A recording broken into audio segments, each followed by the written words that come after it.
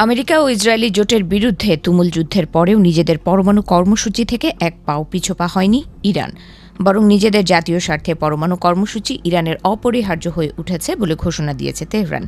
এই পরিস্থিতিতে ইরানকে সবচেয়ে বেশি সমর্থন জুগিয়ে আসছে তাদের ঘনিষ্ঠ মিত্র রাশিয়া। এর মধ্যে ইরানের হাতে থাকা সমৃদ্ধ করা ইউরেনিয়াম কবজা করতে চাইছেন মার্কিন প্রেসিডেন্ট ডোনাল্ড ট্রাম্প। সম্প্রতি রাশিয়ার প্রেসিডেন্ট ভ্লাদিমির পুতিনের সঙ্গে একটি বিশেষ ফোনালাপে ইরানের পারমাণবিক কর্মসূচি এবং সমৃদ্ধ ইউরেনিয়াম সরিয়ে নেয়ার বিষয়টি তোলেন ট্রাম্প। এই দুই সুপার পাওয়ার দেশের শীর্ষ নেতার ফোনালাপের পর ইরানের পারমাণবিক কর্মসূচি নিয়ে আলোচনা এক নতুন মাত্রা পেয়েছে।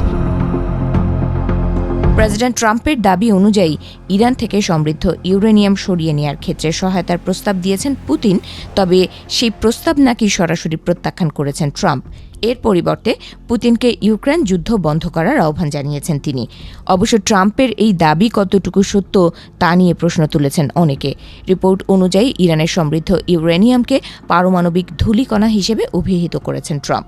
সেই সঙ্গে তেহরানকে কোনোভাবেই পারমাণবিক অস্ত্র তৈরি করতে দেয়া হবে না বলে দৃঢ় সংকল্প প্রকাশ করেছেন তিনি। মূলত ইরানের সঙ্গে গত ৬০ দিনেরও বেশি সময় ধরে চলা যুদ্ধ ও উত্তেজনা প্রধান কারণ হিসেবে বিবেচিত হচ্ছে।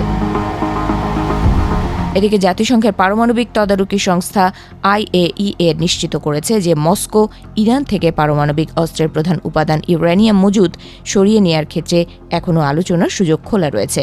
ইরানের পারমাণবিক কর্মসূচির বর্তমান অবস্থা আমেরিকা ও ইসরায়েলের জন্য এক গভীর দুশ্চিন্তার কারণ হয়ে দাঁড়িয়েছে, কারণ গত ৮ বছরে তেহরান প্রায় ১১ টন ও ২২,০০০ পাউন্ড সমৃদ্ধ ইউরেনিয়াম মজুত করতে সক্ষম হয়েছে।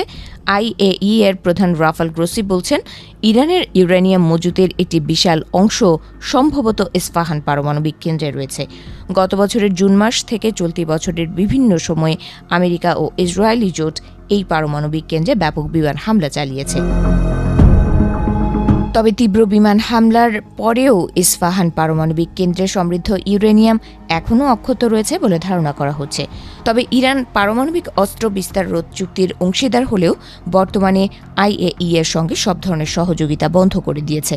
ফলে ইরানের হাতে থাকা ১১ টন ইউরেনিয়ামের প্রকৃত অবস্থান এখন এক গভীর রহস্যে পরিণত হয়েছে। এর মধ্যে ইরানের কাছে বর্তমানে ৪৪.৯ কেজি ইউরেনিয়াম রয়েছে, যা ৬০% পর্যন্ত সমৃদ্ধ। পারমাণবিক বোমা তৈরির জন্য প্রয়োজনীয় ৯০% সমৃদ্ধকরণের প্রয়োজন হয়। ইউরেনিয়াম একবার উচ্চমাত্রায় সমৃদ্ধ হলে পরবর্তী ধাপে পৌঁছানো অনেক বেশি সহজ হয়ে যায়। আর তাই ইরানের হাতে থাকা সমৃদ্ধ ইউরেনিয়ামগুলো এখন আমেরিকা ও ইসরায়েলের জন্য গলার কাঁটা হয়ে দাঁড়িয়েছে। বিশেষজ্ঞরা বলছেন, যুদ্ধ থামলেও ইরানের হাতে থাকা সমৃদ্ধ ইউরেনিয়াম নিয়ে আবারও সংঘাত শুরু হতে পারে, আর এমনটি হলে মধ্যপ্রাচ্যে আরও বড় মাত্রায় অশান্তি ছড়িয়ে পড়তে পারে বলে সতর্ক করেছেন তারা।